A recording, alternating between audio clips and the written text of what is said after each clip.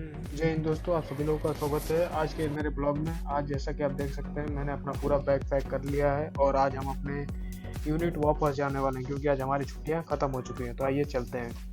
सबसे पहले लेते हैं भगवान के दर्शन और इसके बाद फिर चलते हैं धीरे धीरे बाहर की तरफ।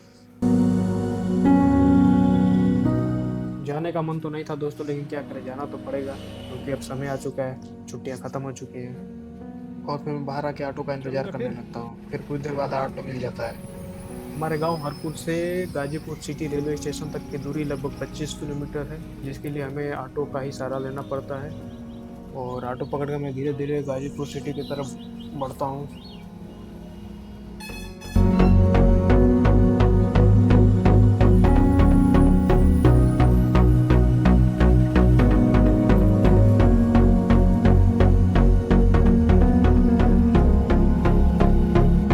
ये है दोस्तों गाजीपुर सिटी रेलवे स्टेशन, जो इसका काम अभी कार्य प्रगति पे है और कार्य चल भी रहा है। लेकिन अब धीरे धीरे गाजीपुर में बहुत सारी चीज़ें सुधर चुकी हैं।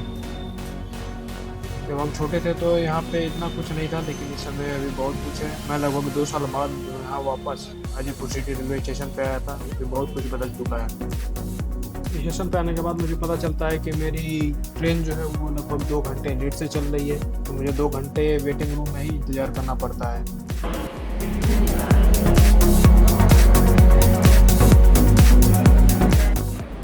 2 घंटे इंतजार करने के बाद हमारी train number 15934 Amritsar Tinsukia express station पे आ चुकी थी। और फिर हम अपनी ट्रेन के अंदर चढ़ते हैं। ट्रेन में चढ़ने के बाद हमें पता चलता है कि अंदर बहुत भीड़ है, क्योंकि इसमें बहुत सारे लोग ऐसे थे जिनका टिकट या तो आरएसी था या फिर वेटिंग था। फिर भी मेरा लोअर बर्थ होने के कारण मैं कुछ लोगों को अपने सीट पे जगह दे देता हूँ और फिर सफ़र शुरू हो जाता है।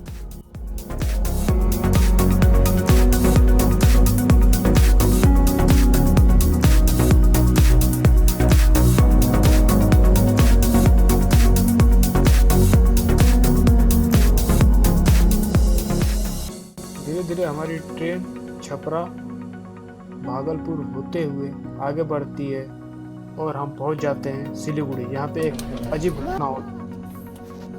बच्चे को देख के हमें अपना बचपन याद आ जाता है। जब हमें भी अपने बचपन में कुछ खिलौने चाहिए होते थे तो हमारे माता पिता हमें कोई ना कोई बहाना देकर भुलवा देते थे। लेकिन इस बार मैंने पूरा प्रयास किया कि इस बच्चे को उसका खिलौना नाम तो जरूर बताओ, मिले। नाम बताओगे तो मिलेगा। कार? कौन सी कार? बहुत सारी कार है उसमें तो। बोलो बोलो, जल्दी बोलो। जाओ छू के बताओ कौन सा चाहिए।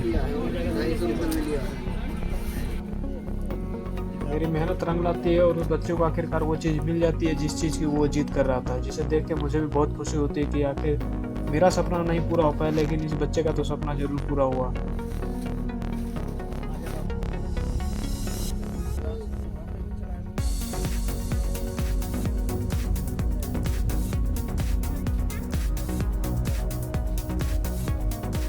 फिर हमारी ट्रेन सिलीगुड़ी से आगे बढ़ती है और पहुंचती है कोच बिहार।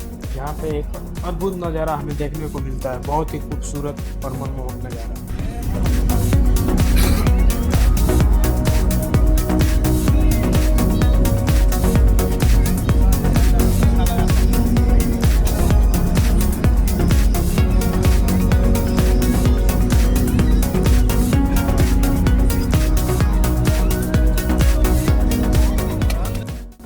कोच बिहार से निकल के हम पहुंचते हैं बोइंग गांव, जहाँ पे एक दीदी हमसे कुछ मदद मांगती हैं और उनका रिक्वेस्ट लेटर पढ़ने के बाद हम उनकी पूरी मदद करते हैं जितना हमसे हो सकता था। फिर वहाँ से निकलने के बाद धीरे धीरे हमारी ट्रेन पहुंचती है गुवाहाटी की तरफ।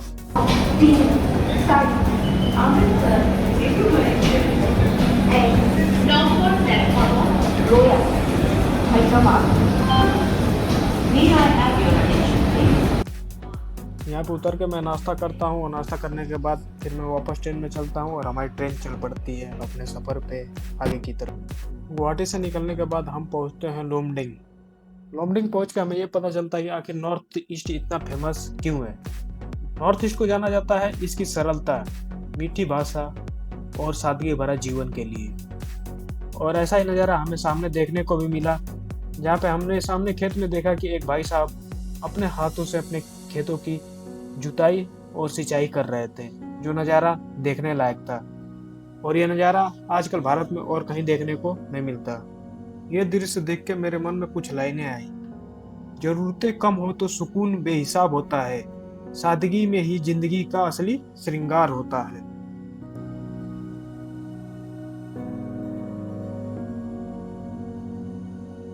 लगभग आधे घंटे यहाँ खड़े रहने के बाद हमारी ट्रेन का सिग्नल हो जाता है और हमारी ट्रेन आगे चल पड़ती है अपने सफर की तरफ।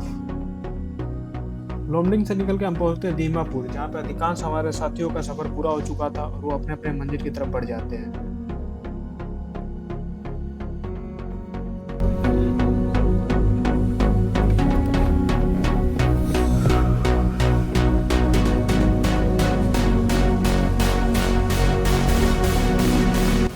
दीमापुर से निकलने के बाद हमारी ट्रेन पहुंचती है बोरसास्की, जहाँ पे उसने एक ट्रेन को क्रॉसिंग दी और लगभग ये ट्रेन आधे घंटे तक हमारे यहाँ रुकी रही। और प्लेटफॉर्म नंबर 1 कृपया ध्यान दें, गाड़ी संख्या 13281 प्लेटफॉर्म क्रमांक 1 पर आए अनुग्रह করে ফোন করুন। গাড়ির সংখ্যা 1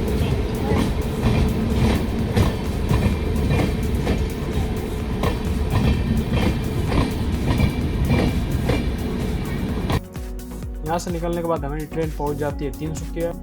इसके बाद का सफर होता है बस। असम का बॉर्डर क्रॉस करके हम पहुंच चुके थे अरुणाचल प्रदेश के बॉर्डर पे, जहाँ पे एक आम आदमी को जरूरत पड़ती है ILP की, इनर लाइन परमिट की। इसके बिना आप अरुणाचल प्रदेश में प्रवेश नहीं कर सकते।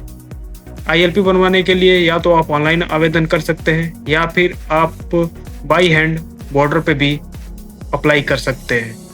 मैं भारतीय सेना का सिपाही होने के नाते हमें ILP की जरूरत नहीं पड़ती, क्योंकि हमारा आइडेंटिटी कार्ड ही सब कुछ है।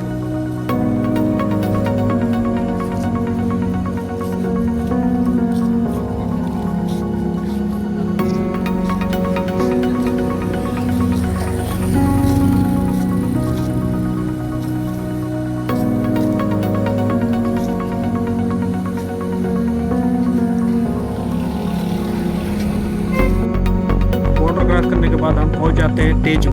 तेजू से रिसीव करने के लिए हमारे यूनिट से गाड़ी आती है और हम अपने गाड़ी से ही अपने यूनिट जाते हैं।